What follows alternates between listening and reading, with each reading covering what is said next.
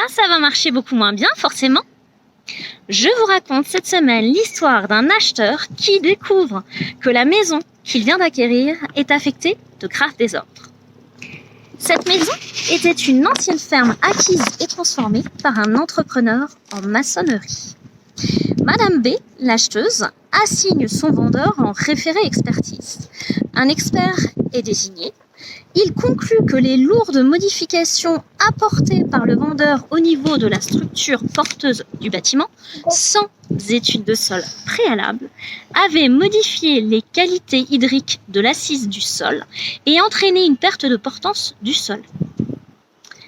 Cet entrepreneur avait en effet réalisé d'importants travaux de rénovation en conservant les piliers de pierre, mais en reconstruisant les murs de façade, en édifiant un mur de refend et en transformant les sols du rez-de-chaussée. Si le tribunal condamne le vendeur à restituer à l'acheteur une certaine somme au titre de la garantie des vices cachés, la cour d'appel infirme le jugement. Mécontente, l'acheteuse forme un pourvoi en cassation. Elle reproche à la cour d'appel d'avoir jugé que la clause exonératoire de garantie des vices cachés était valable à l'égard du vendeur maçon.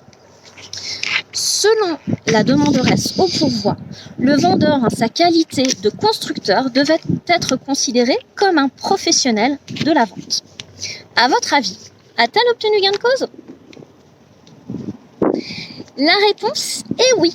Dans cet arrêt du 15 juin 2022, la Cour d'appel rappelle dans un premier temps le vendeur professionnel est tenu de connaître les vices de la chose et ne peut se prévaloir d'une exonération de la garantie des vices cachés ou d'une clause limitative de la garantie des vices cachés.